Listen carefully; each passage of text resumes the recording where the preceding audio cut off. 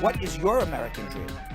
My dream is for America to be the America that so many immigrants dream of, which is this place where no matter what your color is, your religion is, your gender, your sexual orientation, that you have an equitable chance at achieving your dream. My dream is for it to be that place, especially for our kids.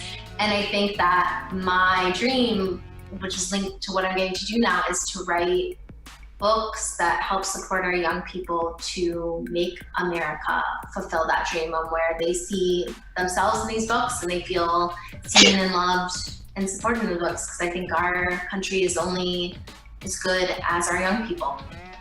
Everyone has a right to the American dream.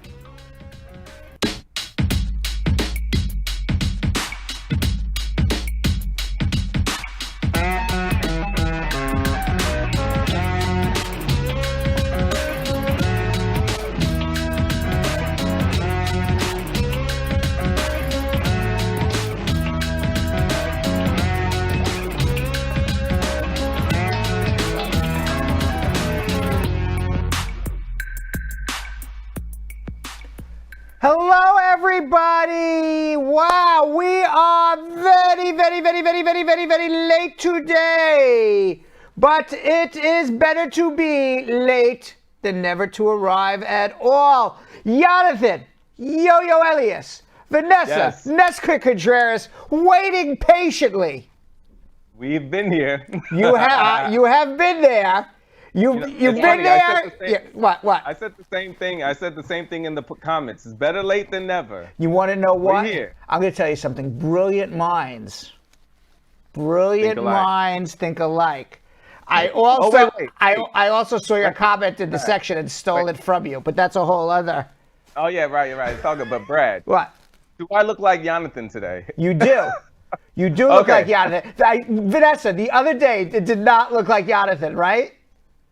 Well, he'll keep saying it was the lighting, but I don't know. It's the lighting. It was like one of those like Men in Black situations where I thought you were going to be like an alien or something, you know? I'm here today, though. You are here That's today. All right, let me pull up Facebook and say hello to the squad. Excuse me, 1 second before I say hello to the squad. How insulting, Vanessa Nesca Contreras. How are you? How are you? I'm great. I'm just happy to be here. A little technical difficulties, but we're here now. I'm ready. I apologize. I'm trying to race through a show because we're already about 50 minutes late from our original starting point. Although it really goes to show, you really got to subscribe because you never know. You really got to subscribe because you don't know when you're gonna pop up, right? Yeah. We always say that. I'm here on YouTube. We don't looking out for my peeps on YouTube. That's where I was. I was like, okay, if you're gonna say hi to the squad, let me see if my folks are here. If they have those notification bells on, that's where I was. They are, but as you know, to reiterate what Yo-Yo says, we don't even know when we're gonna come on, right? If we don't know when we're gonna come on, how can we tell anybody else when we're gonna come on? That's why you got to subscribe. Subscribe. Right? That's the only way. Only way. Telling you, subscribe. I'm telling you, man. All right, let's say the squad. Violet Blackwood, squad up. How are you? Carol Anderson, the Tiger, squad up. Jessica Levy, my dear. Joan Grant. Hart and Neil Dembasau, squad up. Jean Love, it's apple pie. Making me hungry. It's been one of those days talking about I'm hungry, Yo-Yo and Vanessa. I'll tell you a quick story. You want to know a quick story that just kind of sums up the day? Let's do it. I was done with my consultations. As everyone knows, I'm a lawyer up until the time of the show. So I was done about 5:45, 5:50 today, which gives me about 10 minutes to go grab a cup of coffee at Starbucks across the street, run back and prepare for the show, which is all I need because I've got an amazing crew who gets it all set up for me. Correct. So I go to the Starbucks and they're not supposed to close till 6 o'clock. And I show up at the door at 10 minutes to 6. And I'm like, let me in. They tried to lock it? They locked it already on me. I'm like, damn. Okay, so then I go across the street. This is what reminded me because I saw It's Apple Pie. So then I go across the street to Dunkin' Donuts. So I'm like, all right, Dunkin' Donuts. It's not my favorite. I'd rather have Starbucks over Dunkin' Donuts, I have to admit. Neither one is paying me, so I'm giving my, if Dunkin' Donuts, if Dunkin' Donuts was sponsoring Bradshaw Live, I'd be like, yeah, everyone, Dunkin' Donuts, let's go. But you know what? They're not paying me, so I'm just giving you my ratings as, Starbucks 1, Dunkin' Donuts 2. So I go on the line to the Dunkin' Donuts, and obviously there's a big line there now because the Starbucks across the street is closed. Everybody's online at the Dunkin' Donuts. So I'm waiting patiently online, and I'm staring at the chocolate donuts. I'm staring at the pink glazed donuts, the jelly donuts, the special apple pie donut that they have there. I don't know what. Looking at all the donuts. A glazed donut. The glazed donuts. And I'm getting hungry as I'm waiting in line. And I get to the front and I say to the guy behind the counter, I said, could I get a small cappuccino with an extra espresso? That's what I get every day at 6 o'clock. And I say to myself, all right, I'll be awake for the show. I won't sleep all night, but I'll be awake for the show. So the guy says to me, oh, I'm sorry. The coffee machine is broken. Wait, what? I said, what? He says, but would you like a donut? I said, I don't want a donut. America runs on Dunkin'. I waited online for coffee. I don't want the donut. I'm like, damn it. So you waited in that long line? Yeah. So then, and by the way, this is supposed to be a pop-up show now, but I'm going through a whole story. So then, I go, there's a Dunkin' Donuts down the street. I'll go get the coffee there. I go start running now because I'm late. I get to the Dunkin' Donuts and I go to it's locked. I go, what? No. I go, this is New York City, man. Yeah, at this point. At 6 o'clock. How do you cannot get a cup of coffee in New York City at 6 o'clock? At this point, it ain't meant to be. It ain't meant to be. So then I'm like a little, I'm FaceTiming my friend, and I'm like a little baby, and I'm jumping up and down, and of course all the snow's melting. Some caffeine. But now, because you're jumping up and down because you're so angry you don't know what to do with yourself. And of course I jump up and down right in a puddle. It splashes me up in the face. I'm like, this ain't my day. So I said, forget it. I know. I'll just go back to the studio. I have enough energy. I can get through the show.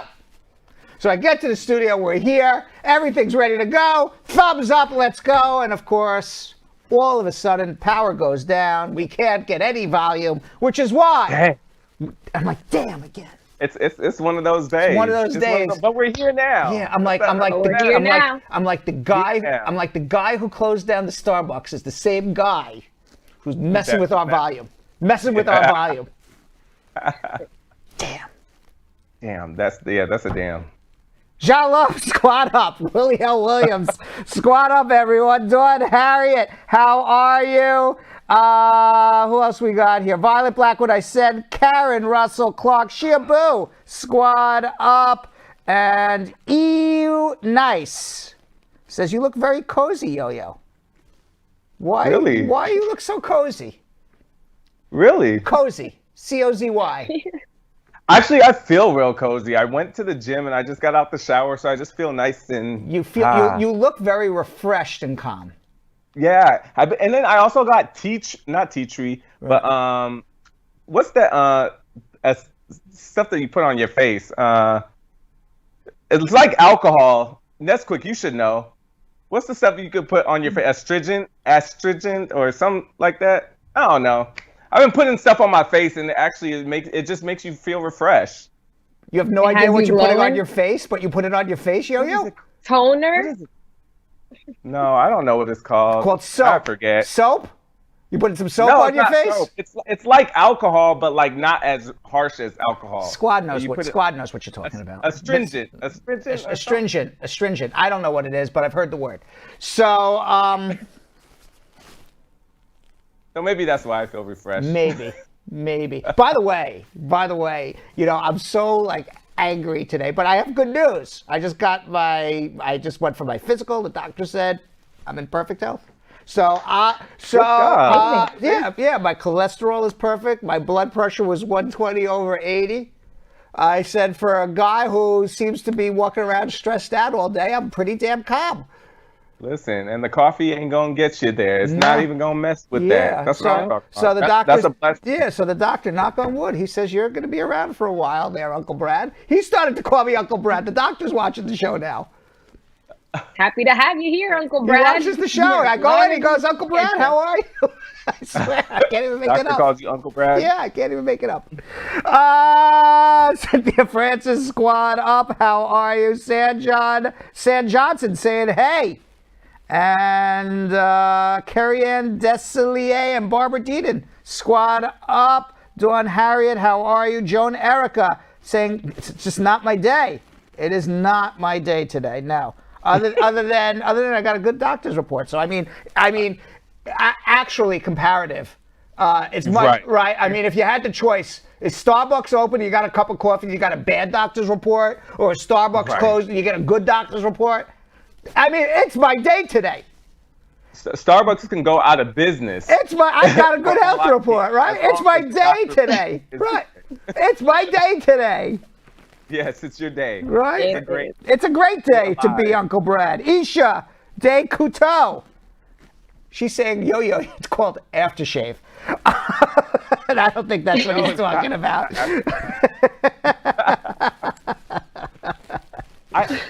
Cynthia Francis, squad up. What? I'm so mad I can't remember what it's called. Everyone's mad today. Why is everyone so mad today? Hey, I'm not mad. You're not mad? I'm mad. I'm just mad at Starbucks for closing early. I mean, you can't close early. People rely on you, Starbucks. I mean, literally, people's days are ruined when Starbucks is closed. But let's get into it. Miss Sunshine, squad up. Miloslav Minkoff. We're not done saying hello to the squad yet, Vanessa. Miloslav Minkoff, squad up. How are you? Axel Lawson saying hello to everybody. Dev Hinwar. Lovely to see you, Brad. First question. How confident are you when the DREAM Act will pass? We're going to talk about that in a few minutes. I'm pretty confident. Ginger Juice, how are you? Abby James. Vanessa, what'd you say? Let's get into it. Let's get into it. All right, on YouTube. Let's get into it. Let's go, guys. What do you got to say? All right, squad. So right now, you already know what time it is. This is basically a pop-up, all right? Like we say, you have to subscribe in order to know exactly what time we're going on. But what we need for you guys to do to let everybody know who didn't subscribe, you got to share right now on all social media platforms, all right? Please share because we're about to start schmoozing with Brad real soon. He's going to fill us in on the latest news, including reporting that the Biden administration will be bringing its immigration reform bill to Congress this week.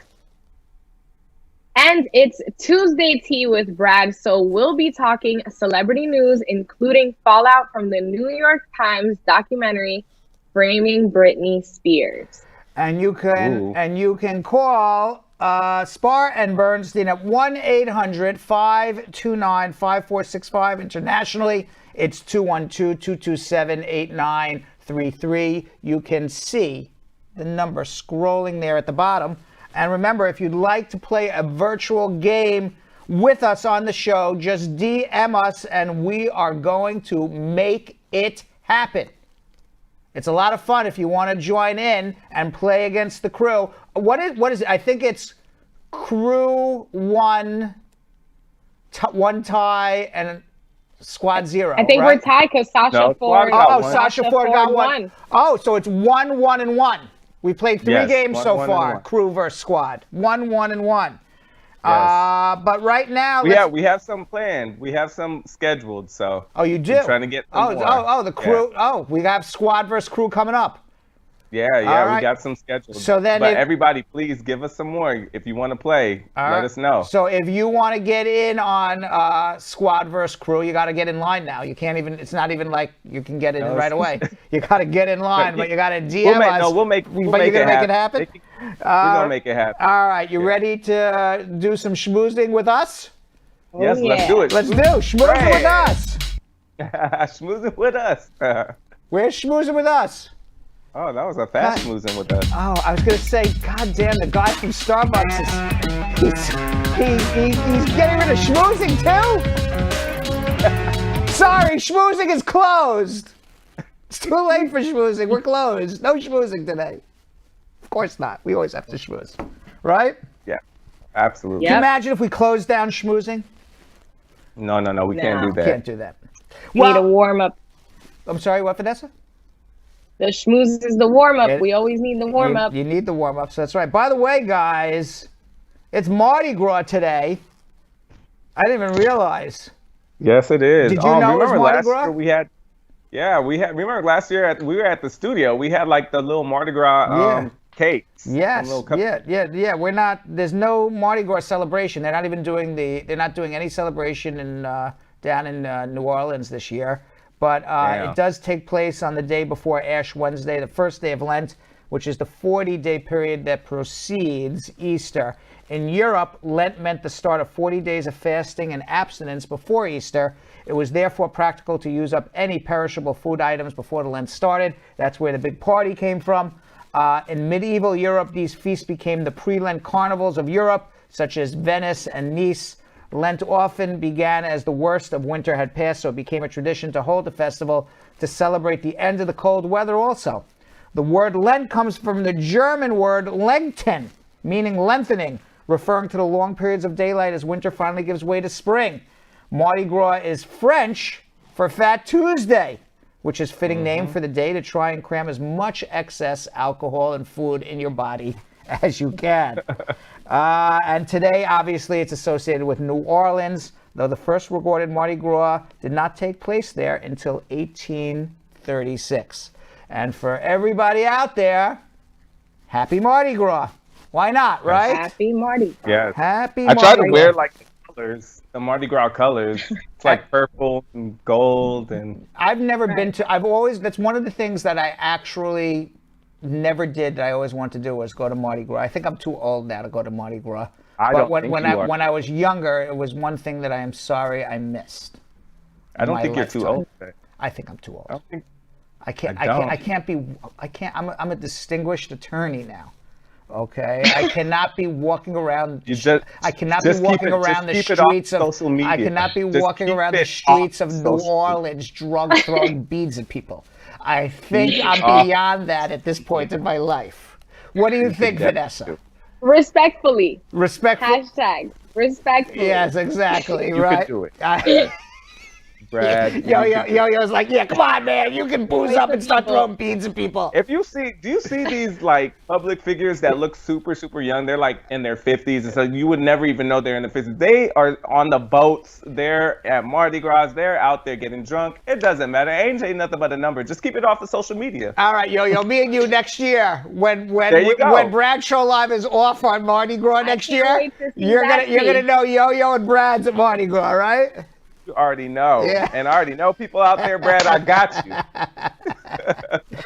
Bradford. Meanwhile, let's get into some immigration news, which is really important stuff. The Biden administration, they are going to be unveiling its immigration reform legislation in Congress sometime this week. We are finally going to get to see what it is. It is called the United States Citizenship Act of 2021. It is going to be introduced publicly in the House or in the Senate before the end of the week, most likely on Thursday, but it could be pushed back to Friday.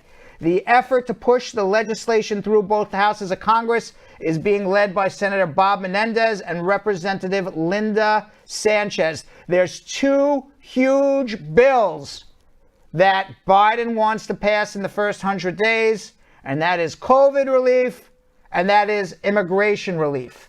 Now, the legislation is going to mirror some of the executive actions that Biden signed in his first weeks in office. The executive orders are legally binding. They are published in the Federal Register. Executive actions, however, are more symbolic efforts to enact change in immigration law. Now, Biden signed a record number during both the time period, but from the time he has been elected, some of which include edicts on immigration. One of his actions called on Congress, an edict is just, I want this to happen. One of his actions called on Congress to grant permanent status to Dreamers as part of the Obama-era Deferred Action for Childhood Arrival programs, which Donald Trump challenged in court. Now, according to published reports, we are going to know exactly what the DREAM Act is going to be part of in this U.S. Citizenship Act of 2021. But as the reports are coming out of Washington right now, what they are saying is that if you are a child and you entered the United States under the age of 17, all you have to do is prove you were physically here before the age of 17 and before January 1st, 2017, or 4 years from the date of enactment, whichever is going to be later. So it's going to actually be some date beyond January 1st, 2017. It's going to be a date in 2017 that you had to be physically here, and it's going to be you had to be here under the age of 17. If you qualify, meaning that you graduate high school or are on your way to graduate high school and do 2 years in the military, 2 years in college, you are going to be eligible to adjust your status to get a green card. If you're not at the age yet to do the 2 years of military or college, or you have to re-enroll to do your college or your GED, you would get a conditional green card until you satisfy all of those requirements.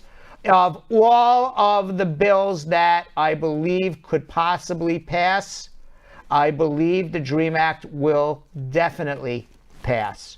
Why? Because I would find it really hard to believe that the Democrats will not let it pass. They have majorities in both the House of Representatives and the U.S. Senate, with Kamala Harris being the tiebreaker. It has bipartisan support. Lindsey Graham, who is a staunch supporter of Donald Trump, has co-sponsored the DREAM Act for 2021. So we know there will be Republican support for it as well. What I believe will happen is that there will be pieces of this bill broken off, voted on separately as separate legislations. Some of the legislation will pass bipartisan, such as the DREAM Act. Other parts may require what's called reconciliation, which is where you only need 51 people, 51 senators to pass the bill. It's all going to be on the Senate side, not the House side. The House, the Democrats have the numbers. So we'll see what happens with the rest. For example, there's going to be in the U.S. Citizenship Act of 2021 a proposal that will include an earned pathway to citizenship for over 10, 11 million people. And I don't even believe it's 10, 11 million people. I think it's probably 40, 50 million people who were physically here on January 1st, 2021. Now that date, that's the date that is being published. We'll see what the date is. There's going to be a cutoff date. That is the date that's being published in the news. Again, when they unveil the actual legislation, we'll see what that date is on Thursday or Friday. If they keep that January 1st, 2021 date, or they move it to a different date. And just because, as I've said before, they say it's going to be January 1st, 2021, meaning anyone out of status here on January 1st, 2021 would be able to ultimately get some sort of conditional status and an amnesty, and then 5 years later apply for adjustment of status to a green card holder. We'll see what the date actually ends up being. As part of the U.S. Citizenship Act of 2021, I was just speaking to one of my clients who filed for their married children. That she's a U.S. citizen, filed for her married children, wants to know why it's so long. Well, they only give 20,000 green cards out a year, whatever it may be, something around there, that number, to married children of U.S. citizens. And there's obviously hundreds and hundreds of thousands of married children of U.S. citizens waiting for a green card. As part of the U.S. Citizenship Act of 2021, they're going to speed up those cases, because right now it's a 15-year wait. How fast will they speed it up? We don't know. What will they have to give back to anti-immigration forces to speed up those cases? Maybe it'll be the end of that category for those who haven't filed. So I think that people, especially in family-based cases where it's married children of U.S. citizens and perhaps brothers and sisters, if you ever wanted to file for your family member who is married or a brother or sister, do it now, because you'll probably be included in the new laws, especially brothers and sisters abroad, married children abroad. You may not be able to do it after the laws pass. We'll see what the laws are. They say there's 11 million undocumented aliens, Yo-Yo and Vanessa, in the United States. And I have to say something to you. Since the year 2000, I've heard the same freaking number, 11 million. It's been 11 million since 2000, Really? 2001, 2002, there was 11 million, 2005, there was 11 million, 2010, there was 11 million, 2015, the number was 11 million undocumented aliens, and now in 2021, it's still 11 million undocumented aliens, which leads one to say, we find it very difficult to believe that nobody came or left in the last 21 years. All right, it's been the same 11 million people. Very bizarre. And I'll be frank with you also, my office since 2020 has seen over 100,000 clients. Most of them undocumented, but not all, but most undocumented. I find it hard to believe that I saw 1% of the undocumented undocumented population in the entire United States. So it would lead me to believe that number is severely undercounted. And they're probably undercounting it because if they told the American public, we're gonna give amnesty to 50, 60 million people, which is possible, there would be an uproar. But I would say the number's closer to 50. No one knows what the number is. I believe, and I have no idea, just it's my own Uncle Brad sense. I think the number's closer to 30, 40, 50 million than it is 11 million people. Yeah, that makes sense. But I don't know. But we're going to know a lot more on Thursday or Friday, so please keep listening. Maybe even tomorrow they will present to the public what the legislation is before they present it to Congress. We don't know. But in the next 24, 48, 72 hours, we're going to know finally exactly what is in the Biden amnesty for 2021. So stay tuned. Now, according to BuzzFeed News, this is also news reports. We haven't seen anything official yet. But according to BuzzFeed News, the Department of Homeland Security, they are planning to scrap the harder citizenship tests that Trump came out with to try to stymie people from becoming citizens. So they made the citizenship test much more difficult. So who is that going to harm? It's going to harm people who don't have formal, university education. So Biden is rolling back the harder citizenship test, at least according to BuzzFeed News. I haven't seen anything official yet, but BuzzFeed News is saying Biden's rolling it back. They're going to go to the old citizenship tests. Now, these plans come 2 months after the Trump administration issued a new version of the civics tests. All immigrants, they always have 2 chances to pass. But if it's a difficult test, the test was pre-Trump. If you're able to pass a 6th grade history test, you would pass your citizenship test. And Trump made it like advanced placement high school test now. So now it's being rolled back. Now, advocates such as the Catholic Legal Immigration Network also said that the wording of some of the correct answers was changed due to political influence. For example, the answers of who does the United States Senator represent was altered from all the people to just citizens of that state. But a U.S. Senator represents the people of that state, not just the citizens of that state. Can you imagine? Now, and wild. you would get denied if you said they represent the people of the state instead of the Wow. citizens of the state. Wow. Those things are being rolled back as well. Trump What? reminds me of if y'all ever watch Matilda. Trump reminds me of the Trunchbull. He's like the Trunchbull of Yep. the United States. Just an evil person who just doesn't care about people. It's wild. Now, Wow. I don't know what Matilda is. I don't know if I've ever watched Matilda, but If- oh, it man, sounds I'ma pretty send- I'ma bad. s- But it sounds I'ma pretty send you a bad. picture. He's right I'm though. gonna send you a picture of the Trunchbull. It literally looks Yeah. like him with a bun on top of With- it. Yeah, it was our time. It was our time. Meanwhile, news reports are also reporting that immigrants who were forced by Trump to wait in dangerous conditions in Mexico while they tried to gain asylum are going to start to be allowed into the United States. This unprecedented effort, which is expected to be rolled out within the next 2 weeks, is the beginning of Biden's promise to end the Trump administration's Remain in Mexico policy, formerly known as the Migration Protection Protocols. What Trump was doing was saying we're going to limit the number of people who can get an interview any particular day. You got to wait on the Mexican side to get an interview.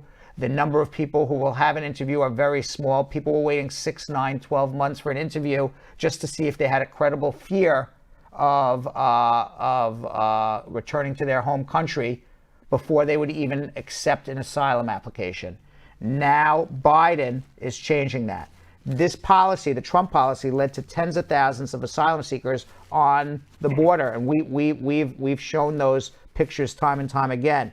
Now, often left with nowhere to go but squalid camps in Mexican border towns, the human rights advocates reported cases of the immigrants being kidnapped, raped, tortured. The Biden administration's plan, which is going to start slowly at 3 ports of entry, targets those who are pushed into the Remain in Mexico program and still have active cases.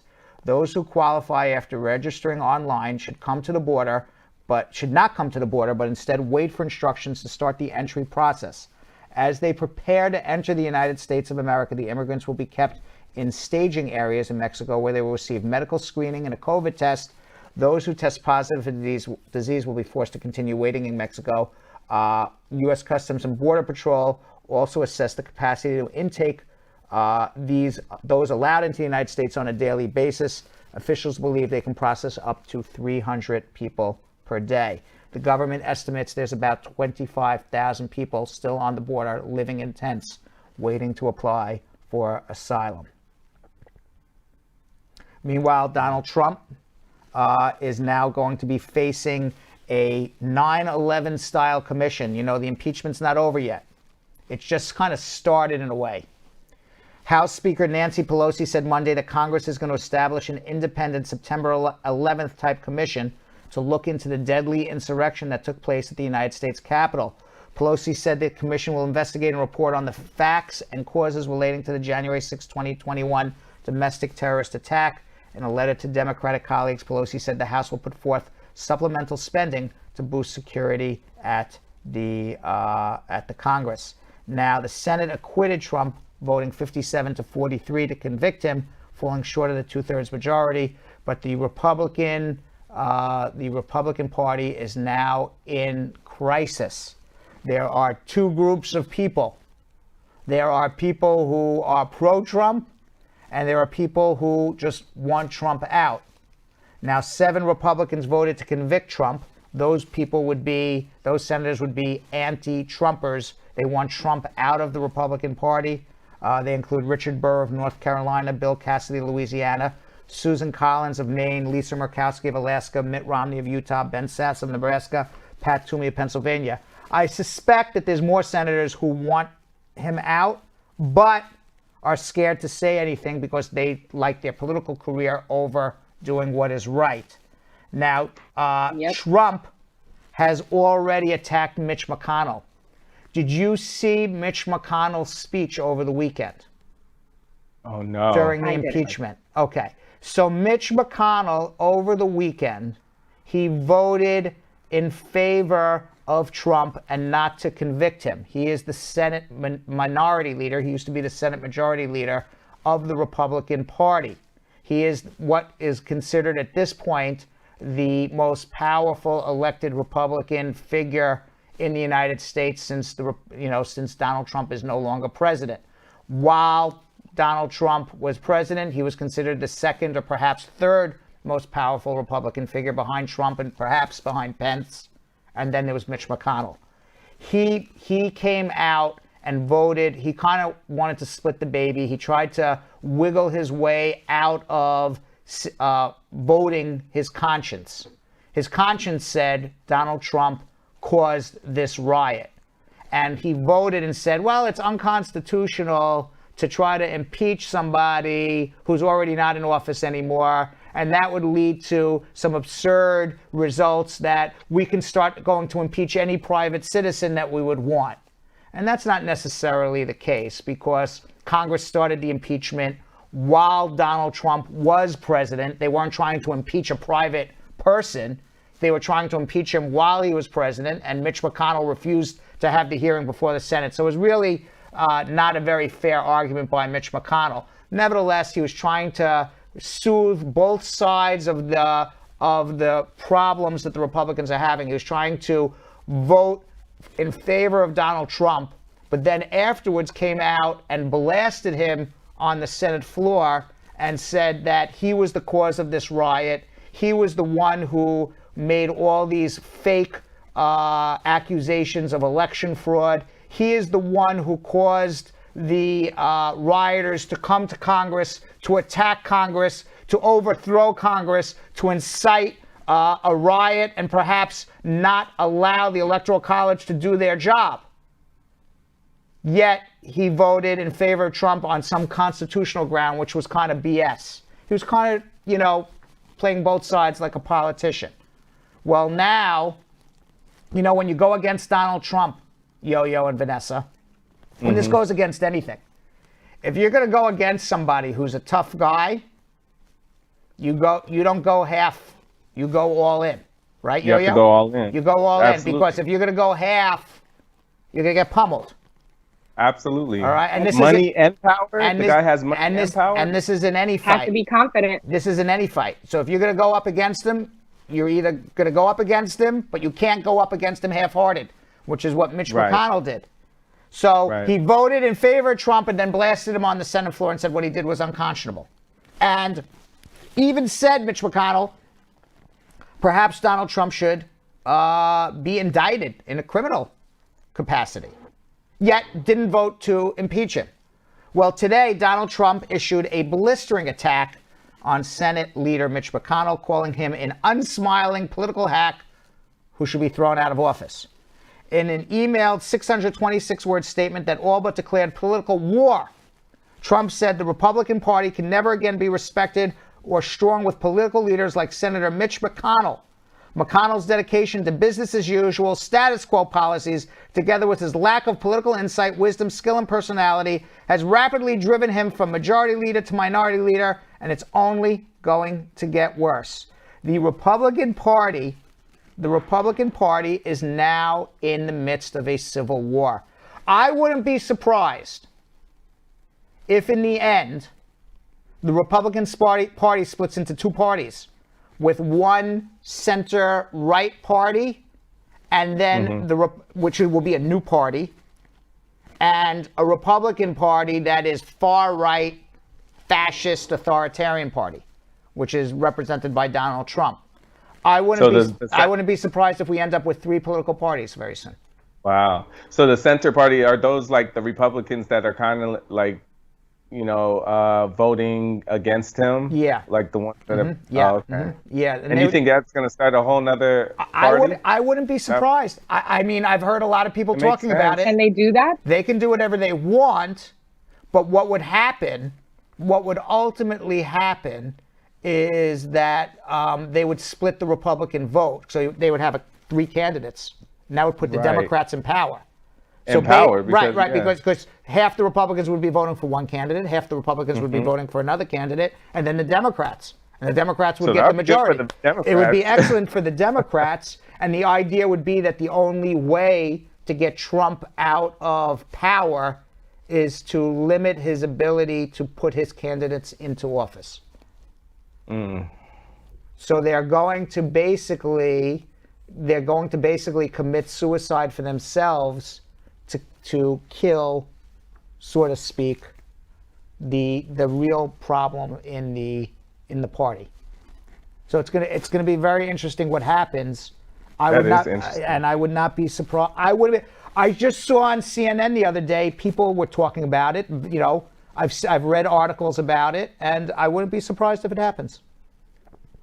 I would like to see it happen. Meanwhile, Donald Trump is being sued. This is very interesting because I didn't even know this law existed, Yo-Yo and Vanessa.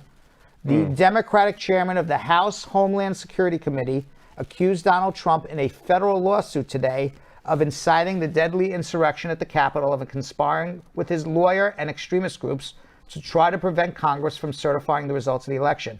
The suit, filed by committee chairman Representative Benny Thompson, also names as defendants Donald Trump, his now former personal lawyer Rudy Giuliani, who got fired, and groups including the Proud Boys and Oath Keepers, who are basically fascist white supremacist groups. The lawsuit is part of an expected wave of litigation over the January 6th riot and is believed to be the first filed by a member of Congress. A Trump advisor, Jason Miller, remember him? He's Lurch. He was that guy who did all these, horrible immigration regulations. He was behind all these horrible immigration regulations. Said in a statement today that Donald Trump did not organize the rally that preceded the riot and did not incite or conspire to incite any violence in the Capitol on January 6th, all of which, by the way, is not true. Now, the suit, this is what I find interesting. The lawsuit is filed in federal court in Washington under a Reconstruction era law. You know when Reconstruction was after the Civil War. That is the period.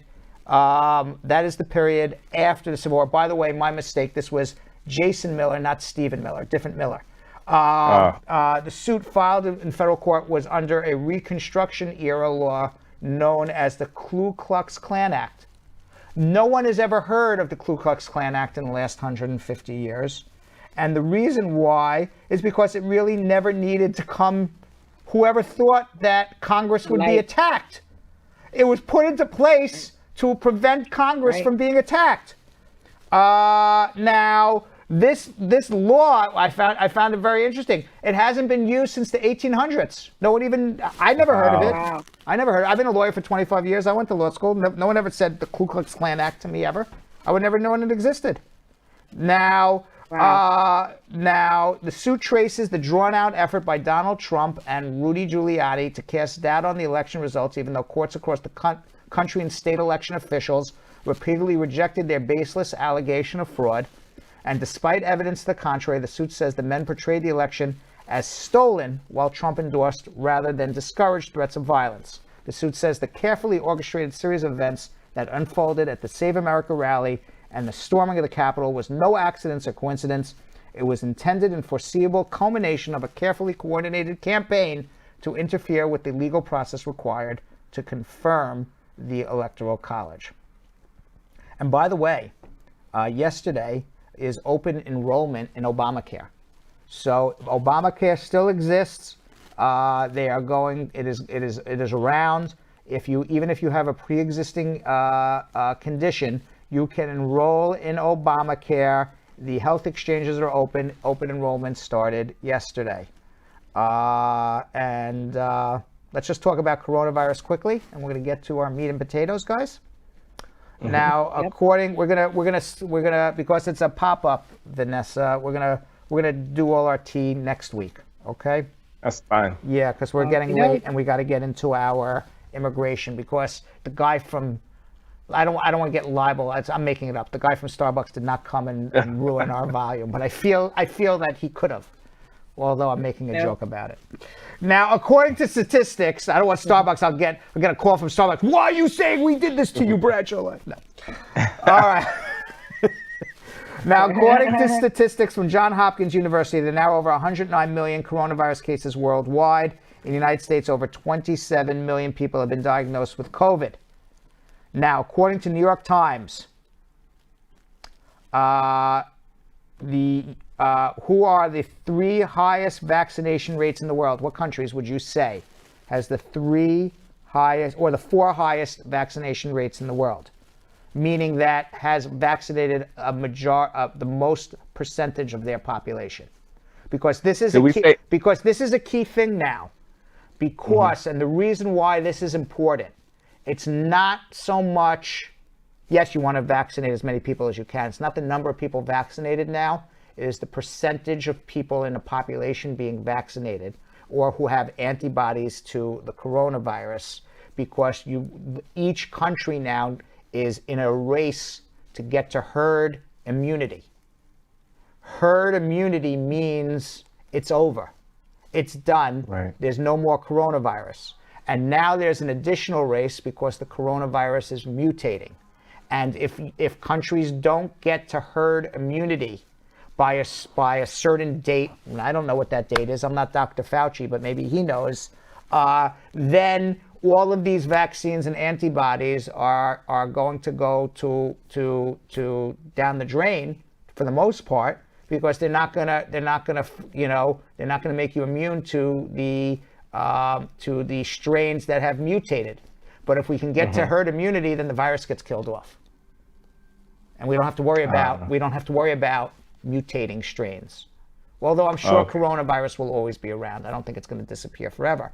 But right now, it is a race to get to herd immunity. So herd immunity, 70%. Who is leading the world racing to herd immunity, if you had to take a guess? I mean, there's a lot of countries in the world. Would you know? The two I would guess, one for sure, Israel. Israel, we've been correct. talking about Right, that. right. We've been talking about that. Yep. I was going to say them too. Israel. All right. Right. And I would guess UK. You're close. Yes. UK is now 4th. France. Believe it or not. Huh. Would you What believe about France? No, They've France. been pretty. No. It's UAE, which is Dubai, Abu Dhabi. Oh, okay. Israel, Seychelles in Africa, the little island off of Africa. They vaccinated. Right. Yeah, they vaccinated a lot of their population, and now the UK is 4th, which is really good. Because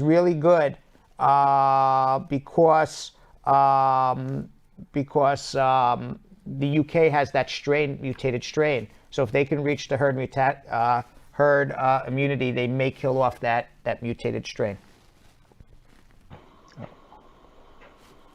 Yeah. All right, we got to get to verification. What? Going out there then. What? So it looks like I should be going to Israel or Seychelles. Yeah. It's not big. Dubai. You can't get into these countries though right now. Yeah, because we ain't got the vaccine. Yeah, but you can go to Dubai if you want though. Of course, Dubai is always going to accept people. That's money. Yeah. You could always go to Dubai. All right, we got to get into our braducation. In today's braducation, I answer the question, what is a misrepresentation? Let's watch.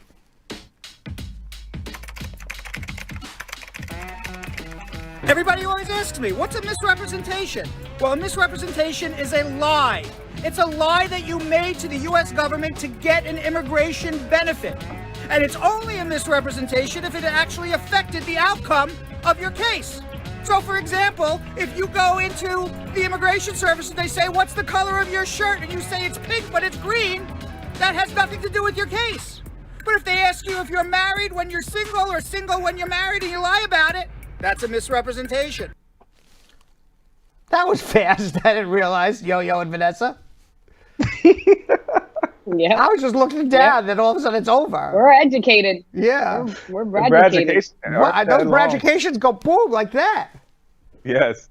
With so much information, too. In that little period of time. So impactful. They'll get you. All right, so what are we doing now, guys? I'm completely lost what we're supposed to be doing right now. We're going to do some calls. Are we doing calls? We're doing calls, yes. I'm making a joke. Okay, I know what we're doing. I was just making sure. I was just making sure you were paying attention. We're meat and potatoes time. Yes. You got the questions. We got the answers. Yeah, and getting answers to your immigration questions.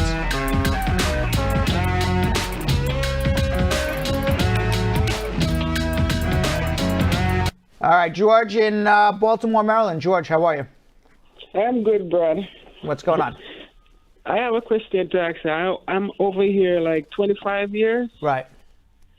But they give me like a ID and I pay my tax and I have a house I got cars, and I work, and I got a little business like landscaping business and stuff. So you got and then what do you mean you got an ID? What do you mean by ID? they gave me a Who's they? Baltimore ID. Okay, so the city of Baltimore gave you an ID, and you got a Yeah. house, you got cars, you got a business, and Yeah. you're living. I pay tax. You're paying tax. You're living the dream, except you're not legal. No, I'm not. Yes, All I'm right. just taxi now. Okay, so your question is what? Do I'm gonna get any papers or anything yet? Magic 8 Ball George, my man George in Baltimore, who's got everything going for him but a green card. Is he going to get Yeah. one soon?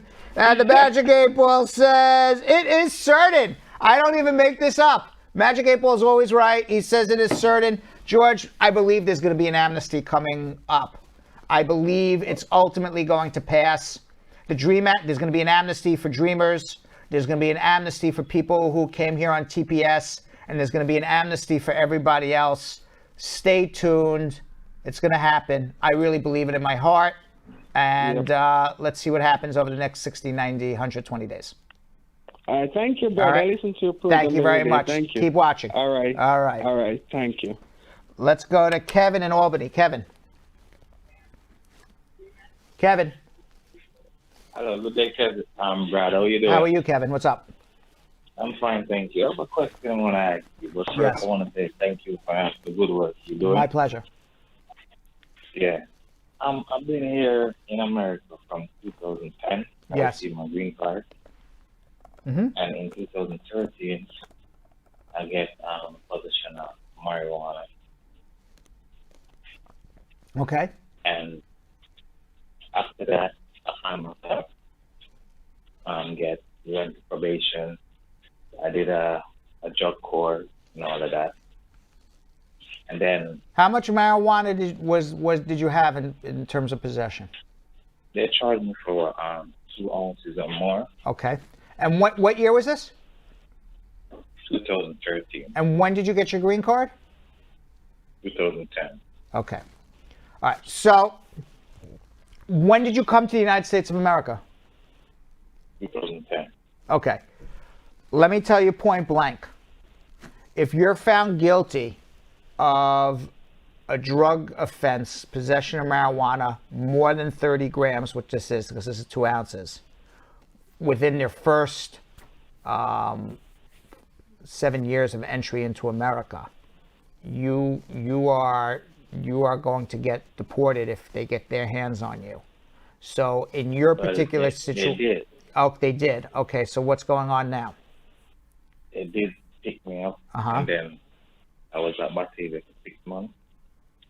Uh-huh. Hello? Yeah, you were at Batavia for 6 months, which is an immigration detention. Yeah. Uh-huh. And the judge put me in order for removal. Right. And I wrote a letter to the BIA, and the BIA sent me back a redetermination letter saying that the judge abused his discretion. How did he abuse his discretion? So you didn't write a letter, you didn't appeal. What was the didn't abuse? appeal. What was the abuse of discretion?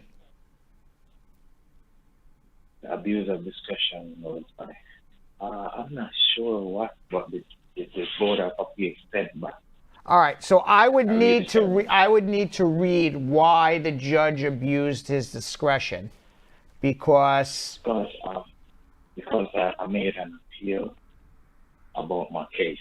okay, so I'm not Reopen. okay, I'm not I see. So what you did was the abuse of discretion is you made a motion to vacate your conviction in 2013. Yeah. Because you probably were not told of the immigration consequences of your conviction, and therefore that conviction was illegal. And as a result of having an illegal conviction and making a motion to vacate that conviction, reopen it, your conviction is not final for immigration purposes because you have a pending motion to vacate a conviction that was illegal because you know the immigration consequences. And therefore the judge abused the discretion of ordering you deported, but should have put your case onto a new date in the future, waiting on the decision from the criminal court on whether your criminal case gets vacated. I've solved your case. I haven't solved it, but I figured out what's going on. So what happened with the motion to vacate? The judge turned it down. The criminal judge turned you down. Yeah. Okay, now you got a problem again. All right, so I think you need good lawyer. Hold on one second, okay? Let's go to Weeson in Brooklyn. Weeson. Wesson. Wesson. Yes, Weeson. Wesson Weeson. Yeah, Wasim. Yeah, sorry, sir. How are you, Wesson? Well, thank you. I have a question.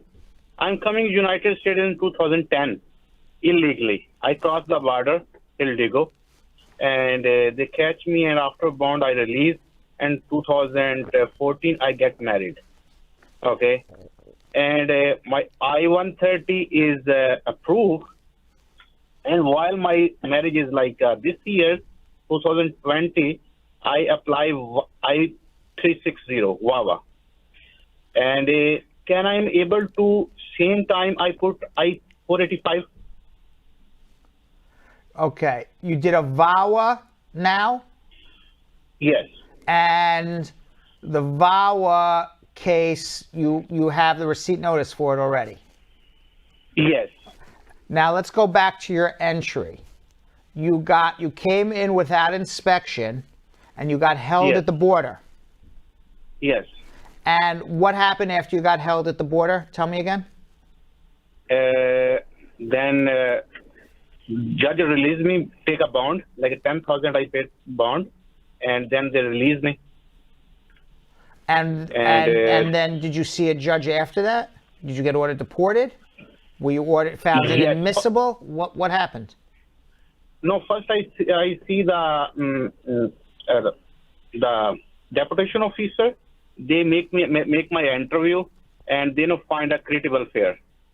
And then I see the judge over there in Texas, and judge find the credible fear, and they release me. They let me go. And What they happened follow with the case. oath? Did you ever go back to a judge? Did he order you deported? What happened? No, this case is still pending. Okay, My asylum so application is pending. it sounds like to me, yes, you should file an adjustment immediately. If you're an arriving alien, you should be eligible to adjust your status. And if you get your VAWA approved, they can't deport you anyway, even regardless. But whether or not you're going to be eligible to adjust your status directly with USCIS, or you're going to file the adjustment with USCIS, and then it gets transferred to a judge to complete the case, that I'm not sure what would be, because I got to see how they're charging you, either as an arriving alien or as somebody who's entered and now they're trying to remove. So I would need to look at your records to figure that part out. It's one or the other, but we can figure that out. So hold on one second. Let's go to Allie in Hartford. Allie. Allie. Hi, how Allie. are you? Allie. Hello? How are you? Ali. Good, how are you? Good. What's going on? Good. I have a question. I had my adjustment of status interview on February 3rd in Hartford, Connecticut, and for bad weather reason, it was canceled. So I was just wondering how long they take to reschedule the interview. I don't know. Where was this? In Connecticut? Hopefully it's rescheduled within another 90 days. I hope. You would hope and I so. have one more question. Yes. But I thank you can't for that. I can't tell you when it would be rescheduled, but that's what we would hope. Yeah, I have one more question. I was married before, and I never filed any immigration benefit. Would they ask me about my first marriage, even though I never filed any paperwork with my first wife? It's possible. It's not a question that could not be answered, but if you didn't file any paperwork, what'd you do wrong? But they can certainly ask you about it. Okay. All right. Understood. And thank you. Thanks for your help. You're very really welcome. appreciate it. Okay. David in Los Angeles. David. Hi, Brian. My name is David. Thanks for everything you're doing, sir. Yes. Thank you. I have a question. I came here 2018, Mm-hmm. and got an interview I applied for asylum. I got an interview on 2019. Right. No, I applied 2017. I got an interview 2018. Okay. Where you from? So, from Uganda. Okay. So, I've been waiting all this time without any response from them because they told me they're going to send me the response Okay. after my interview. I haven't got anything. So, my question is it okay to withdraw my case? I was planning to marry. I've been planning to. Yes, you can. marry. Yes, you can withdraw your case and file an adjustment. You can do that. Okay. All right. And maybe you should do that. Sounds like it'll be faster. All right, sir. All right. Thank you. Good luck. CJ in Tampa. CJ, Hello, how are you? I'm good, and you, Brad? What's going on? Brad? It is Brad. Yes, I have a question, Brad. Yes. I am married with a citizen woman, and then I have a green card 2 years, and then we have some issue in our relationship. She abused me, and then we separate right now. But my green card didn't expire yet. So she told me she's not gonna sign that paper for me that I can have my green card 10 years. Uh-huh. So, but I still got all proof on my phone that she abused me and stuff like that. So, am I be able, Yes. to get my green card? Let me tell you something, CJ. Nobody says you have to stay in an unhappy marriage with an abusive wife. All the law says is they want to make sure that you were in a legal marriage with her. So if after you get your 2-year green card and the marriage breaks up and she's no longer with you and she's telling you she's not going to help you, there's no purpose in being married to her. What I would do is I would start a divorce literally tomorrow. And what the law says is if you are divorced and you can prove it was a real marriage, you can file to remove the conditions on your own. File the I-751 on your own. Here's the divorce. Here's proof it's a real marriage. She doesn't have to sign anything. She's out of the case. You don't need her. You will get your green card extended for 18 to 24 months. You'll go on an interview. You'll prove it was a real marriage. You will prove you are divorced because the divorce is simple, and you'll get a 10-year card. So she can threaten you all she wants, but ultimately you'll have the last laugh because you don't need her anyway.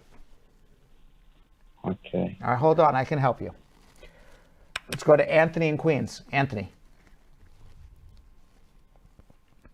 Anthony. Hello. How are you? Yes, I'm good. What's going on? I did an I-485 interview January 2019. Right. I came to the U.S. on a B1, B2 visa, no criminal record. I filed I-485 1 year after marriage. Right. It has been 1 year since I did the interview. Yes. And no update since. Yeah, most likely they're going to schedule you for a Stokes interview. If you haven't heard after a year, that means they most likely did not believe it was a bona fide marriage the first time around. Not to say it's not bona fide, but most likely you should expect either, depending on what jurisdiction you're in, a notice of intent to deny or a Stokes. The fact that you're in Queens, in New York, they do Stokes interviews. So that's what you should expect. Expect to get a notice. They're going to separate you and your wife. You'll go in for an interview. They're going to separate you and your wife. They're going to ask you 300 questions. You got to answer them properly. You won't hear her answers. She won't hear yours. The I-130 interview application was approved 3 months after the interview. Oh, it was? Okay, that's a different story. Yeah, the I-130 was approved, but no update on the I-485 since the interview. Do you have anything in your background that would prevent you from... No criminal background for none of us. Then what you need to do now is a mandamus, and I can help you. Yeah. And as long as you have a clean record and I-130 approved, we'll do a mandamus. You'll be done in less than 60 days, 90 days max. So the I-130 was approved 3 months after the interview. So then they should have completed your adjustment. They haven't. So just a mandamus will do the trick in 2 minutes. Hold on one But second. everybody in my family keeps saying that the mandamus can affect because there's no way can somebody wants to sue the government. So, the question is, Who's does your the family? mandamus Let me ask you a cause- question. Who's your family? They went to law school? They're immigration lawyers? No. They know. They No. then they know. They don't know what they're talking about. But they're saying that the question is, does the they- mandamus cause more harm than good to somebody who's trying to get a green card? I wouldn't tell you to do something that's more harm than good. Why would I sit here and tell you to harm yourself? Okay? Every time we do a mandamus, only good things happen to people. Government's terrified that you have a lawyer who's actually going to assert your rights. You have rights. You have a right to adjust your status in a timely manner. Yeah, because they're married for like 2 So I years. don't. So your family has no idea what they're talking about. Okay, one that's year what after that's what I like to call the armchair lawyer. You know, they have the armchair quarterback, which is the guy who on Monday, you know, after football on Sunday in America, they call yourself the armchair quarterback, where they second guess the coach. That, you know, you should have thrown the ball instead of run the ball. I call people armchair lawyers when they second and third guess lawyers when they don't know what they're talking about. Just like the armchair quarterback on Monday doesn't know how to coach a football team. I understand, because I even applied for my work authorization card to be extended, and they did extended it. So the I-130 said was approved after the interview 3 months. It has been 1 year, no update. I will say this. No update on the status. I've been yelling mandamus for 2 years, and I'll say this, at least in my office, we have never filed a mandamus for a client, and it backfired. Knock on wood yet. Only had successful positive results. And you're saying that the fact that the I-130 was approved, there's a strong chance that everything went well because all the questions were pretty simple. If the I-130, if if your I-130 is approved, that means they approved your marriage, and they haven't approved your adjustment, which means that the only reason they wouldn't approve your adjustment is if they think you're inadmissible, meaning you have a criminal record, something in the medical exam, you've lied to the government. You're telling me none of this happened. None of that happened. Then they have to approve your adjustment, or you didn't have a good affidavit of support. But otherwise, they got to. The support was great. My uncle, he works with the government for like 25 years now. Anthony, we're wasting each other's time. File a mandamus, I'm telling you. Or wait, hold on. Victor in Dallas. Hello, Mr. Brown. Hi, how are you? Good evening, sir. Good evening. Very good. Yeah, please, I come in 2008, 2007 through a parcel across the border. So I didn't win my case. I'm the order of the remover. So since they can't deport me, I'm from Cuba, they can't deport me and they renew my working permit. This is over almost 30 years right now. So the last time I went to ICE because I have to report every 6 months to the ICE immigration. And it was taking me so long to get my green card, you know, and I don't know what to do. And I tell them I don't know what to do. I don't know. You were taking so long to get your green card, or taking so long to get your passport? It sounds, based on what you told me, or maybe I misunderstood. You said that you're from Africa. Cuba. I'm sorry? No, Cuba. Oh, you're Cuban. Yes, sir. And I come from El Paso. Oh, from El Paso. I understand. I understand. Okay. And you filed an adjustment under the Cuban Adjustment Act? No, I did. I keep returning because I'm order of the remover. I didn't win my case. I'm order of the remover. So you got ordered removed? Yes, sir. Okay. So when you get, I understand. Okay. So this is the story. You got ordered removed. So, but the government can't remove you to Cuba because the U.S. and the Cuban government don't have a relationship. So the Cuban government's not taking back any Cubans. So even though you have an order of deportation, since they can't remove you, they give you a work permit every year until there comes a day in some point in the future when America and Cuba have relations and Cuba starts taking back deportees. What I would suggest we do then, okay, because nobody's going to touch you at the moment, which is why the immigration officer is saying, why don't you have a green card, is let's take a look at your record, see why you got ordered deported. That doesn't make a lot of sense to me. And there's all sorts of programs for Cubans to help. So hold on one second, okay? We'll help you. All right, hold on one second. Let's go to Kevin in Newark. Kevin. Hello, Brad. Hi, Kevin. How are you? Thank you for it's pretty good. Thank you for what you do. I really appreciate your work. My pleasure. Quick question. Yes. Yeah. I had a quick question. I came into the U.S. like in 2015 as an F1 student, and then maintained my status until I was done with school, pretty much. But then some stuff happened back home, and then I applied for asylum in 2018, and I was approved within 7 months. And then after that, 1 year after I applied for my green card, and I only got it in December. But at the beginning of this year, there's a change in government in power. So I was wondering if I still need to stay in the country until I get the citizenship before. I would still stay in the country till you get your citizenship. Don't take chances. Okay. All right. Like, what if I don't? Cause what if I don't want to get the citizenship? Then stay in the country forever. I mean, you can always get a refugee travel document to travel to other countries with your green card. But in terms of traveling back to your home country, my advice always is if you applied for asylum and you go back to your country, how scared were you? I understand there's a changed circumstance. Go explain that to government. Why take the chance? Okay. All right? Okay. Randy in Yonkers. Randy. Hello, hi. Hi, how are you? Hi, good, Brad. How are you? Good, what's going on? All right. I have two questions. Mm-hmm. I came to this country in 1996.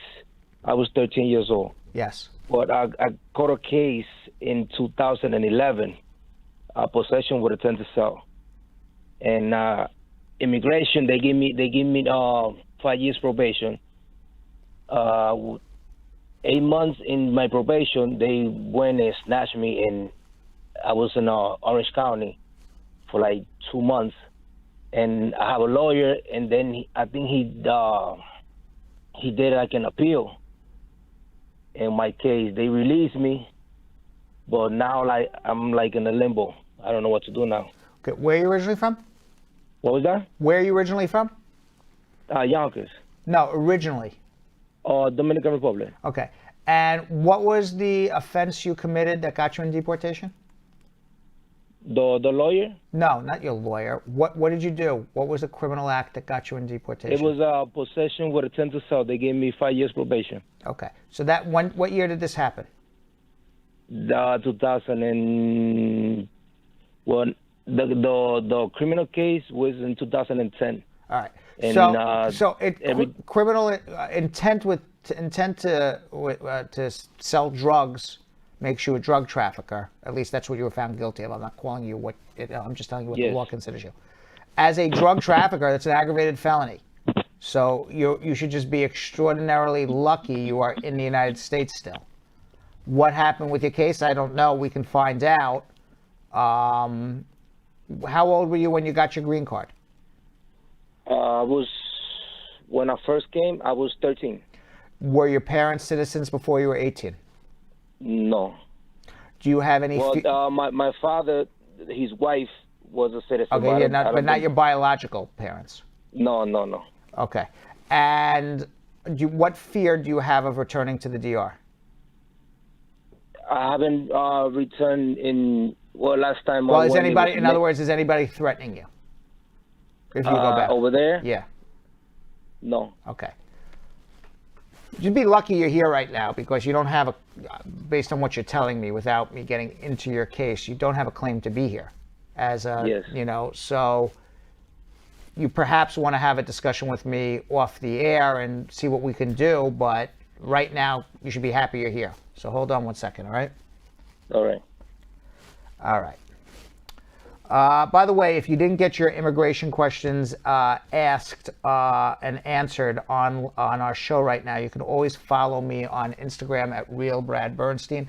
If you follow me on Instagram, that's at Bradshaw Live. But you can also follow at Bradshaw Live. But if you follow me at Real Brad Bernstein, there we are, at Real Brad Bernstein, you can drop me a DM. I will answer your immigration questions. Sometimes it takes me a day or two or maybe even 3 days. But I will get back to you. I personally answer all of them.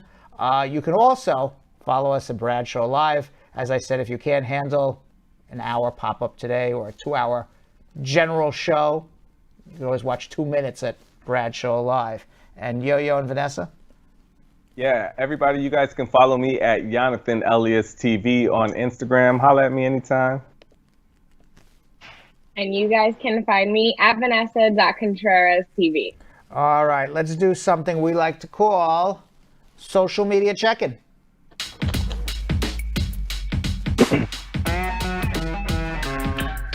What do we got? All right, first one comes from Chisholm, and this is a VIP Brad Squad member. VIP Brad Squad member, for those who don't know, that means that there is a page on Facebook. All you have to do is request to join. Put in Brad Squad in the search engine. You will see the Brad Squad page. Request, we will accept it. We give you the chance to put in your question anytime throughout the day. The first 5 we will throw in before any social media check-in. So this is a VIP member. Can a U.S. citizen file for a sibling? And if yes, what's the expected time it will take? Yes, 12 to 15 years. But Biden may speed it up. So do it now before he changes the laws. Cam Million, another Brad Squad VIP member, asked, if I got placed in AP as a result of Trump's administration travel ban on Nigeria, can you get your visa since Biden lifted the ban in January? Yes. Tiff Tate on this another Brad Squad VIP member. On my NVM account, it says my case isn't eligible for further processing at this time. Does that mean I can't move to step 3 in the NVC process? That's what it means. Claudette Fisher, another Brad Squad VIP member. What's the status of an LPR filing for spouse and child?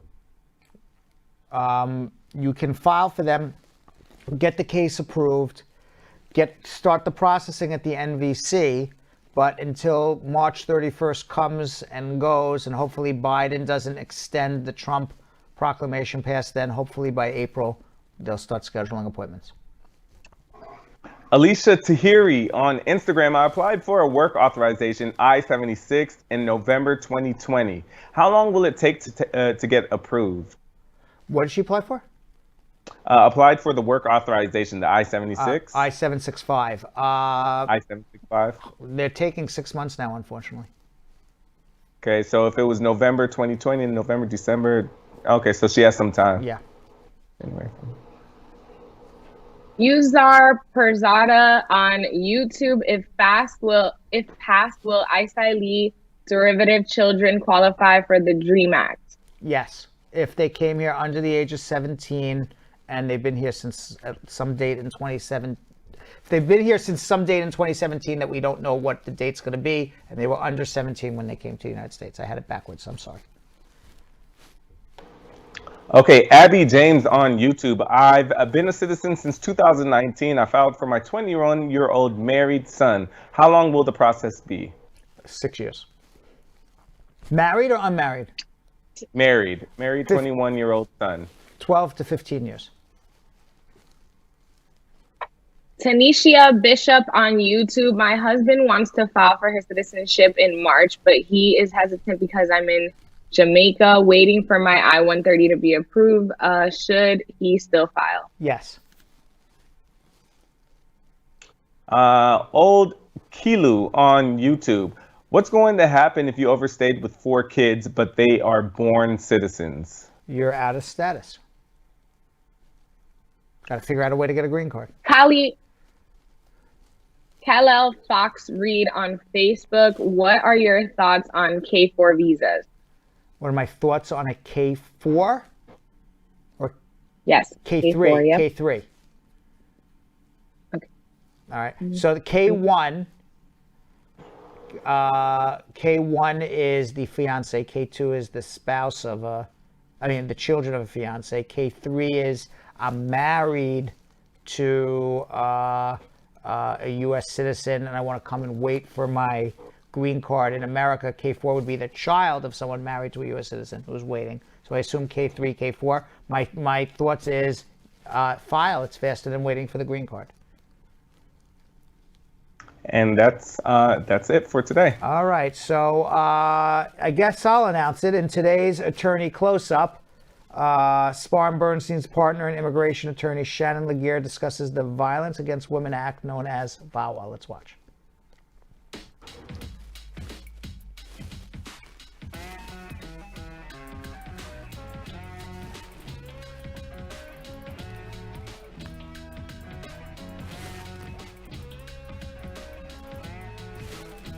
So the Violence Against Women Act basically was, interestingly enough, sponsored by then Senator Joe Biden, now our president, and it was co-sponsored with another Senator, Orrin Hatch, and it was really to protect women. So Violence Against Women Act. 4.8 million women are deemed to suffer intimate partner violence. Also very interesting, because we deal with a lot of male clients at our office.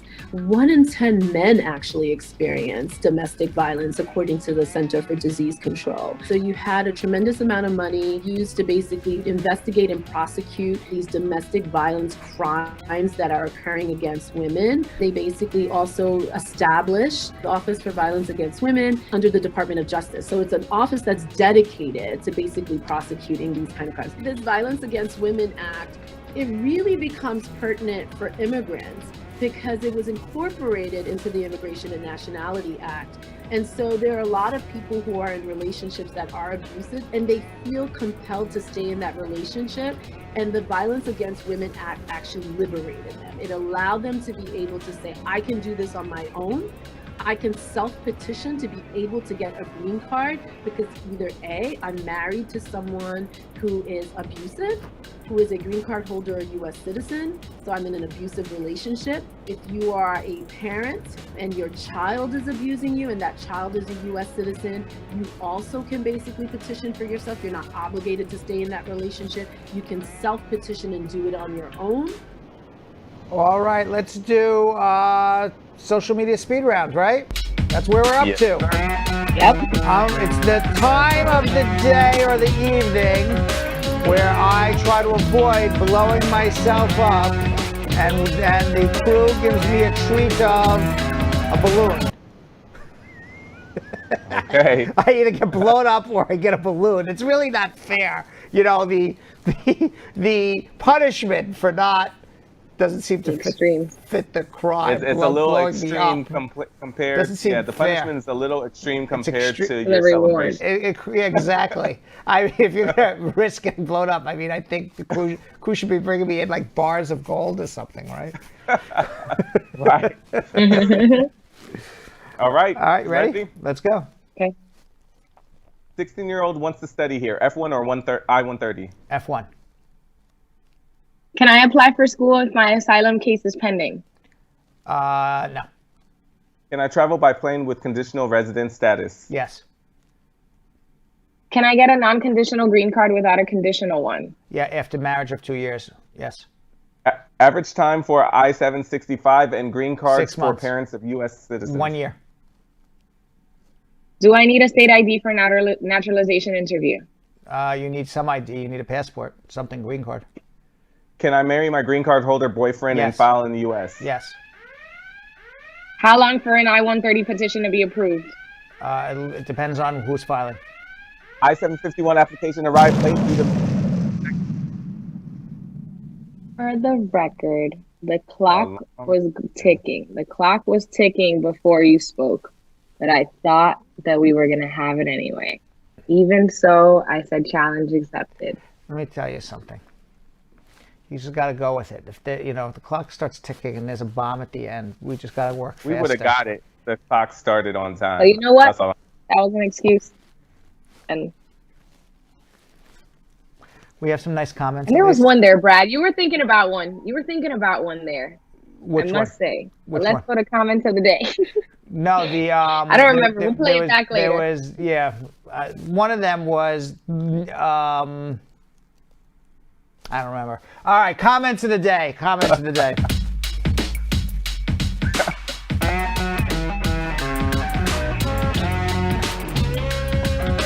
All right, what do we got? All right, our first comment of the day comes from Violet Blackwood saying, waiting on Uncle Brad is like an addiction. So much information. It's like you can't get enough. Best immigration lawyer around town. Thank you very much, Violet. That's very nice. Okay, next one from Kimberly. Kimberlyn Burr saying, my daily dose of medicine. I look forward to the show every day. Literally my medicine. Hashtag my happy place. Aw, I'm happy. Oh, Yeah, that's sweet. that's That's nice. sweet. All right, our third comment of the day comes from Yulene King saying, hey, Brad, Yo-Yo, Vanessa, squad up, Brad. It's good to know you're in good health. Thanks for all the great work you do helping immigrants. All of you are truly awesome. Aw, thank you. That's nice too. Thank you. Yes. That's so awesome. Okay. Jacqueline Sutherland is our next comment of the day. Saying, I love you, Brad. Thanks for getting me my green card. The best lawyer. Aw, I'm happy you got Ooh. it. I'm happy you got Nice. it. Thank you. And we have one more comment of the day, Okay. the last one for tonight. Comes from my Dukes saying, Uncle Brad, this is a one-stop show where we are being informed, educated, and entertained. Best show ever. Now that's what I'm talking about, right? She gets it. Yes. She gets it. All She gets right, it. everybody. Hopefully Starbucks is open tomorrow, and the guy from Starbucks doesn't come here and fiddle with our wires. I think he closed early to fiddle with our wires. I'm making that up, Starbucks. Don't sue me for that. That was a made-up story. Allegedly. Allegedly. All right, we'll see you all tomorrow. Thanks for watching. So, Sam, as part of the production, we have to say this disclaimer at the end of the show. Do you mind reading it for me? Okay, but you know, Brad, I don't have to do everything around here. It's bad enough I've got to remember everything that happened on the episode from the previous day. Forget it. I'll do it. The proceeding was information only and not specific legal advice. Consult an attorney about your individual situation. Prior successful results do not guarantee a similar outcome in the future. To make an appointment with the Spar and Bernstein law firm located at 225 Broadway in New York City, call 1-800-529-5465. That's 1-800-529-5465. Easy to remember, 1-800-LAWLINK. That's 1-800-LAWLINK. Once again, make a call to 1-800-529-5465. And of course, link up with the law offices of Spar and Bernstein, located at 225 Broadway on the 5th floor. If I were you out there, make the call, make the link, make the connection, make it Spar and Bernstein. 1-800-LAWLINK. That's 1-800-529-5465. And now, conveniently located in Hartford, Connecticut on 1 Congress Street. Visit us in Connecticut or in New York at 225 Broadway. That's 1-800-529-5465. 1-800-LAWLINK. 1-800-529-5465.